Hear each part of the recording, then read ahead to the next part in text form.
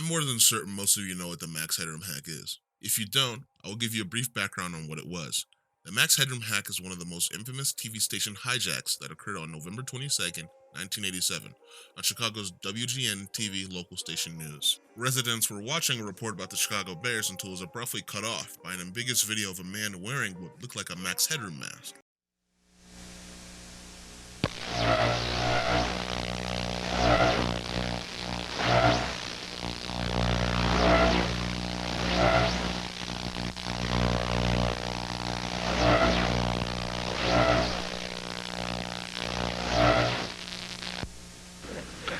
Well, if you're wondering what's happened, so am I. Actually, the computer that we have running our news from time to time took off and went wild. So what we're going to do is... For those of you who don't know what Max Headroom is, he's a British fictional artificial intelligence that was supposed to be the first computer-generated TV show host. The show circulated through the media throughout the 80s. He was played in the television series by an American-Canadian actor, Matt Frewer. Unfortunately, Max Headroom would be cancelled halfway into its second season due to receiving poor ratings overnight on ABC, which is where the show was available.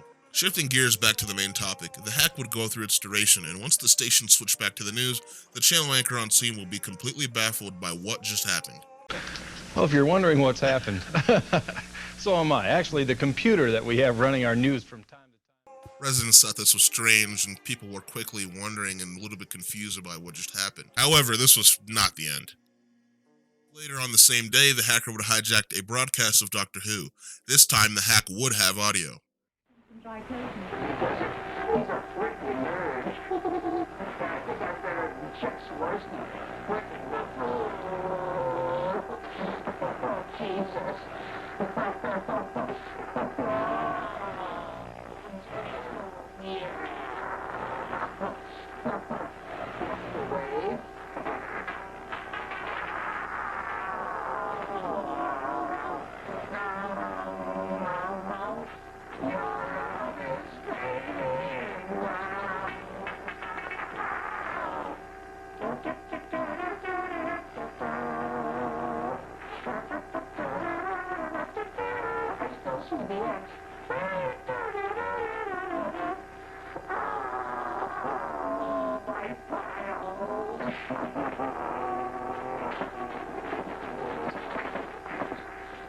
just made a giant masterpiece for all the greatest world newspaper nerds.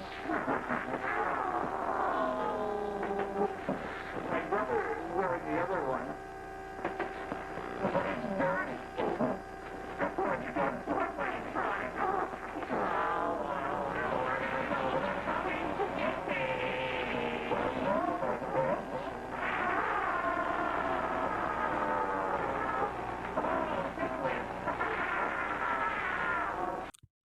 The hack would be the same, for the most part it's the same as before, well other than the man in the mask getting smacked in the ass via fly swatter by the end of the recording. Something about this hack, at least to me, is that it's pretty damn funny. The rotating sheet of plate metal roofing that looked like it was bought from Home Depot, the way he's singing in the video, and just the fact that he has a mask on in the first place. It can't help but make me laugh. The hack would reach national news pretty damn fast, with the FCC being one of the first people on the case. You stay here with Stephanie! You take me to him! Take me to the son of a bitch! I know some of you that were on the internet in 2017 think of a certain someone when you hear the acronym FCC. The FCC were more than confident that they could catch whomever it was behind the hack. Rightfully so. These guys were and still are good at what they do. So surely, this organization of some of the greatest technical minds in America would catch the person behind this and lock him behind bars and everybody would go to sleep fine, right? Well, no, not a chance actually. It's been about 34 and a half years and still no one has been caught for it. And the person in the recording was an adult, so it's kind of funny to think that that person is probably old as shit or actually probably dead by this point. Though no one's been caught, there are various suspect speculations and theories about who is actually behind the hack.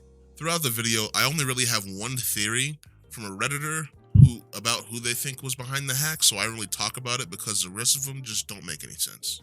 I only really talk about one theory in this video that I believe to be plausible. We later find out from the same Redditor that it is basically impossible for anybody outside of the WGN News Network or Chicago to be responsible for the hack. On December 1st, 2010, which is around 11 years ago, wow, I would have been 7 years old, a Reddit user by the name of bpoag posted a thread on r/IMA expressing how he may have known who was behind the hack. To avoid exposing the names of the people in question, he used code names J and K.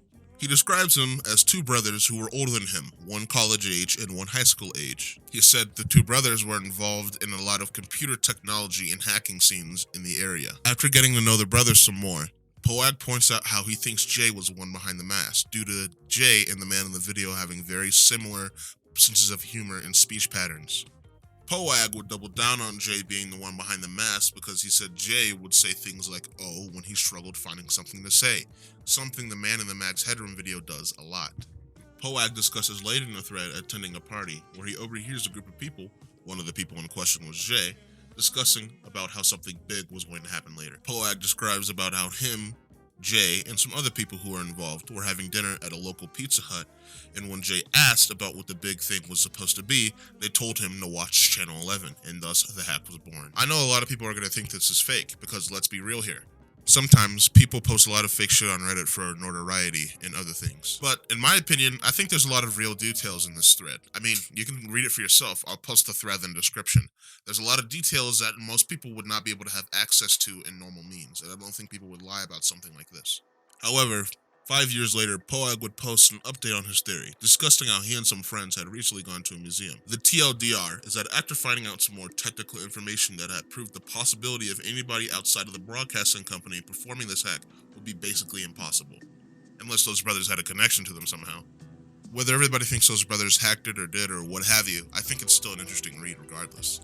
This information means is that whomever was responsible for the hack was somebody who either worked for the broadcasting company or had close ties to it. Regardless, to me it's still interesting to sit and speculate about who could have possibly done this and why. Now, in my opinion, I personally think it was more than likely somebody who had close ties to the company, with the motives being basically impossible for me or anybody to determine really. Now, correct me if I'm incorrect, but I had a friend who told me that either the authorities or the FCC had a cash reward of some type, or any reward really, available for anybody to find out who it was. Some people find the concept of still looking for it was interesting or not. Personally, I think it doesn't matter either way. I think it actually might be funnier if the person never gets caught for it, actually. I was also a little bit pleasantly surprised to see how little people were talking about this topic, other than Wing, of course. I love that guy's videos. But I also seem to find not very much or pretty stale information when Googling it in general. The only interesting thing to mention, for me as a fact, is a Reddit thread. It seems to have the most substantial evidence or makes the most sense. And I can't believe I'm saying that by saying Reddit is probably the most interesting one too. Now, there is a possibility that all of it could be misconstrued, but if I had to put money on it, I would say it's almost right on the money for it to be somebody who, some sort of involvement with the radio station to have done it. I liked making this video, and I felt inspired to do it by just how much time I've spent thinking about the topic and how many friends I know that talk about it. I would like to make more videos like this on the future, and I also wanted to see how this video would get received too.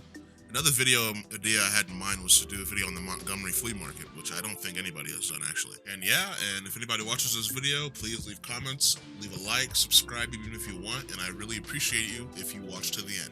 Thank you, I appreciate it.